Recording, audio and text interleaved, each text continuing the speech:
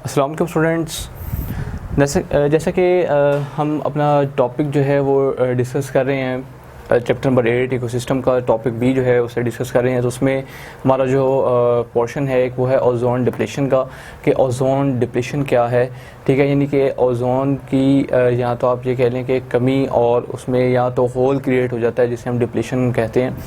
सबसे पहले तो हम ये देख लेते हैं, क्योंकि हमने इसको डिस्कस करना है एमडीकैट पॉइंट ऑफ व्यू से, तो हम इसमें देख लेते हैं कि ये ओजोन क्या है। ठीक है, सबसे पहले हमें पता होना चाहिए कि जो ओजोन है ये है क्या।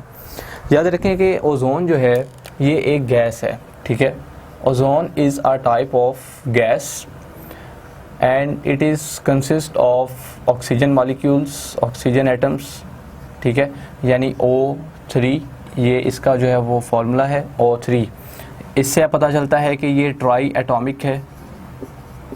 ठीक है, क्योंकि इसमें 3 ऑक्सीजन के एटम्स हैं, 3 ऑक्सीजन एटम्स। ठीक है, क्लियर। और अगर हम इसको बात करें प्योर फॉर्म में, अगर हम इसे देखें प्योर फॉर्म में, तो प्योर फॉर्म में इसका जो कलर है, अगर आप कलर की बात करें तो इसका जो कलर है वो ब्लूइश होता है। ठीक है, ब्लूइश कलर होता है इसका। और इसकी जो हम प्रॉपर्टी देखें, इसकी तो प्रॉपर्टी ये है कि ये पॉइजनस गैस है। ठीक है, पॉइजनस गैस। क्लियर। ये हमारे पास है ओजोन, कि ozone is a type of gas. ठीक है, और इसमें जो अगर आप इसका फॉर्मूला देखें तो वो O3 है, यानी ये 3 ऑक्सीजन एटम्स जो बॉन्डेड होते हैं टुगेदर, ट्राइएटॉमिक है। प्योर फॉर्म में इसका जो कलर है वो ब्लूइश है, और प्रॉपर्टी क्या है कि ये एक पॉइजनस गैस है। ठीक है, नेचर इसकी ये पॉइजनस है। ठीक है, इसके बाद अगर हम इसकी अकरेंस देखें तो अकरेंस कहाँ पे है इसकी मोस्टली,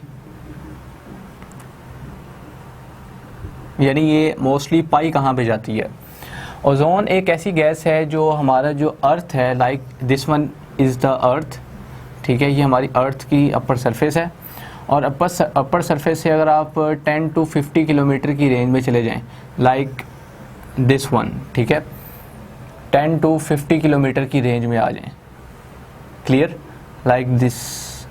तो ये जो आपको 10 to 50 किलोमीटर अपर सरफेस जो आपको मिलेगी, क्लियर, ये वाली, तो इस लेयर में मौजूद होगी ओजोन। ठीक है, और ये जो फासला है, ये जो लेयर है, ये होती है 10 to 50 किलोमीटर की। ठीक है, यानी ये उसकी विड्थ होती है कि ये 10 से 50 किलोमीटर लंबी ये लेयर होती है, और इस लेयर के अंदर मौजूद होती है ओजोन गैस। और इस ओजोन गैस की नेचर ये मैंने आपको बता दी। ये वो पॉइंट्स हैं जिनको आपने एमडीकैट पॉइंट ऑफ व्यू से याद रखना है, क्लियर।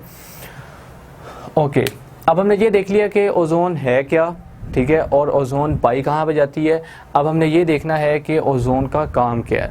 ठीक है, याद रखें कि हमारा जो सन है, like this one is our son, हमारा जो सन है इसमें से जो निकलती हैं रेज़, उसमें कुछ रेज़ जो हैं वो अल्ट्रा वायलेट भी होती हैं। ठीक है, अल्ट्रा वायलेट,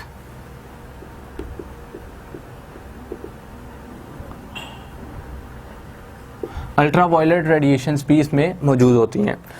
अब जो सन से आने वाली जो अल्ट्रा वायलेट रेडिएशंस हैं उनको फ़िल्टर करना किसका काम होता है, इस ओजोन का, जो कि इस लेयर में मौजूद होती है। अदरवाइज़ अगर ओजोन की लेयर ना हो या ओजोन मौजूद ना हो तो ये अल्ट्रा वायलेट रेडिएशंस जो हैं ये यहाँ पर फ़िल्टर नहीं होंगी, और ये सीधी जो है वो अर्थ की सरफेस पे आकर हिट करेंगी, जिसकी वजह से डिफरेंट काइंड ऑफ डिजीज़ जो हैं वो जनरेट होंगी। लाइक जैसे कि अगर हम बात करें, स्किन कैंसर हो सकता है। ठीक है, और बहुत से जो डिजीज़ हैं स्किन से रिलेटेड, आइज़ से रिलेटेड, ठीक है, वो क्रिएट हो सकती हैं।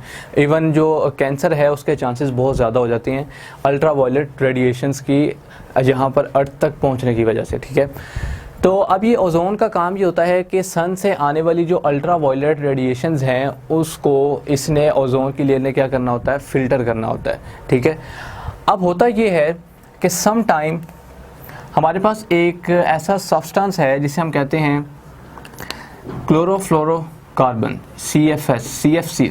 ठीक है, जिसमें ये है क्या, ये है क्लोरोफ्लोरो कार्बन,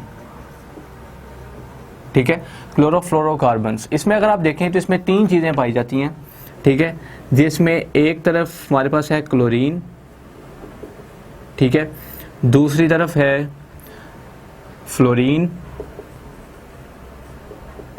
ठीक है, और तीसरी तरफ क्या है, कार्बन। अब ये जो CFCs हैं ये रिलीज़ कहाँ से होता है?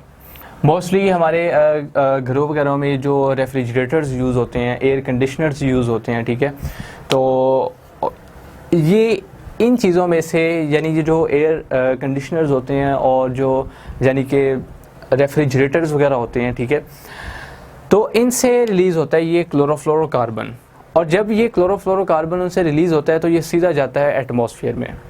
तो जब ये CFCs की अमाउंट एटमॉस्फेयर में राइज़ हो जाती है, तो एटमॉस्फेयर में इनकी अमाउंट राइज़ होने की वजह से होता क्या है कि ये जो अल्ट्रा वायलेट रेडिएशंस हैं ये आकर मिलती हैं CFCs के साथ और CFCs को ब्रेक कर देती हैं। जब CFCs ब्रेक होते हैं तो उससे ये 3 टाइप्स की जो गैसेस हैं ये जनरेट होती हैं, ठीक है, जिसमें क्लोरीन, फ्लोरीन और कार्बन। ये क्लोरीन क्या करती है कि ये क्लोरीन सीधा जाती है और ये जो ओजोन की जो लेयर है इसको यानी कि इफ़ेक्ट करना शुरू कर देती है, ठीक है, यानी ये क्लोरीन का सीधा फिर इफ़ेक्ट होता है किस पे, इस ओजोन पे। जब क्लोरीन इस ओजोन पे इफ़ेक्ट करती है तो होता क्या है कि यहाँ पे एक होल क्रिएट होना शुरू हो जाता है, लाइक इस तरह से, ठीक है। तो जब ऐसे होल क्रिएट हो जाए तो इसका मतलब क्या है कि अल्ट्रा वायलेट रेडिएशन फिर वहाँ से उस रीजन में फ़िल्टर नहीं होंगी, वो सीधा जो है वो कहाँ पर आकर ट्रैप होंगी, अर्थ की सरफेस पे। क्लियर? तो ये अब हमने देख लिया कि जो इसे हम कहते हैं कि ओजोन डिप्लेशन, के जहाँ पर होल क्रिएट हो जाए ओजोन की लेयर में, ठीक है, उसे हम कहते हैं ओजोन डिप्लेशन। और ये सबसे ज़्यादा जो है इस टाइम पे वो एंटार्क्टिका जो है वहाँ पर है, और आर्कटिक रीजन जो है वहाँ पर भी ये ओजोन डिप्लेशन जो है ये होने शुरू हो गई है। और सबसे बड़ा जो होल है ओजोन में वो है एंटार्क्टिका में, ठीक है, इसे भी आपने याद रखना है। तो ये हमारे पास है एक जनरल ओजोन डिप्लेशन की। ओजोन की जो डिप्लेशन है वो किस वजह से होती है उसका मैंने आपको जो है वो सारा प्रोसेस बता दिया। अब अगर आपसे पूछा जाए तो कि जो CFCs जो है वो डायरेक्ट ओजोन डिप्लेशन में इन्वॉल्व होते हैं या नहीं, तो उसमें आपने देख लिया कि CFCs की जब अमाउंट बढ़ती है तो अल्ट्रा वायलेट रेडिएशन जो है इनके साथ मिलकर इनको ब्रेक करती हैं और ये कन्वर्ट होते हैं क्लोरीन, फ्लोरीन और कार्बन में।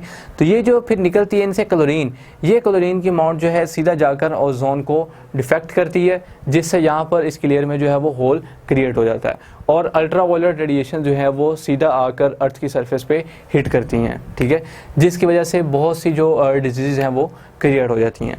अगर आप अपनी बुक के जो बॉक्स है उसको फॉलो करें तो उसमें लिखा हुआ है कि a single chlorine atom can react with ultraviolet rays and destroy as many as 1 million ozone molecules. ठीक है जी, जैसे कि आपने ऊपर लिखा, these gases are produce from the air conditioners in our homes, offices, vehicles वगैरह। ठीक है, CFCs जो है जब ये राइज करते हैं एटमॉस्फेयर में, ultra violet rays cause chlorine to release.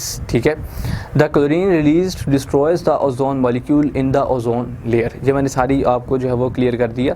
इसके अलावा जो बॉक्स है इसे आपने अच्छी तरह पढ़ना है, ये बहुत इंपॉर्टेंट है, जिसमें एक सिंगल क्लोरीन का एटम जब अल्ट्रा वायलेट के साथ रिएक्ट करता है तो ये 1 मिलियन ओजोन के मॉलिक्यूल्स को ख़त्म करता है, डिस्ट्रॉय करता है। ठीक है, तो ये कुछ यानी कि हमारा इम्पोर्टेंट इसके पॉइंट्स ओजोन के हवाले से भी मैंने आपको बता दिए और मोस्टली इस कंडीशन के हवाले से भी मैंने आपको बता दिया कि ये ओजोन किस तरह से जो है वो डिप्लीट होती है। तो इस सारे प्रोसेस को हम कहते हैं कि this one is the ozone depletion, कि यहाँ पर अब जो है वो ओजोन डिप्लीशन होगी। और इसका जो मेन इसका जो अगर हम सबब देखें तो वो यही है, कॉज इसका यही है कि एयर पोल्यूशन जो है वो बहुत ज़्यादा होती है।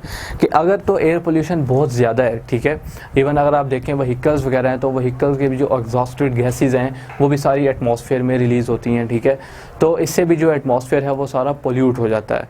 तो इस वजह से ओजोन जो है उसको बहुत ज़्यादा यानी ख़तरात हैं।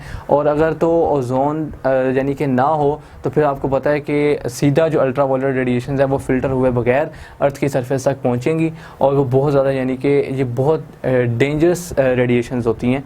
ठीक है, और इसी वजह से नेचर ने, अल्लाह ताला ने जो ओजोन है इसको यहाँ पे जो है वो रखा हुआ है ताकि ये अल्ट्रा वायलेट रेडिएशन जो है वो फ़िल्टर होकर नीचे तक पहुँचे। तो यही वजह है कि ओज़ोन को यानी कि ख़त्म होने से बचाना जो है वो बहुत ज़रूरी है, ताकि डिफरेंट काइंड की जो डिजीज़ हैं लाइक स्किन कैंसर वगैरह, आइज़ की प्रॉब्लम्स हैं, ठीक है, और इवन बहुत से यानी कि माउथ प्रॉब्लम्स वगैरह, तो बहुत से यानी कि ऐसी डिजीज़ हैं जो इसकी वजह से क्रिएट हो सकती हैं, ठीक है। तो ये हमारा जो टॉपिक था ओज़ोन डिप्लीशन का, ये यहाँ पर कंप्लीट हो गया। Okay, thanks.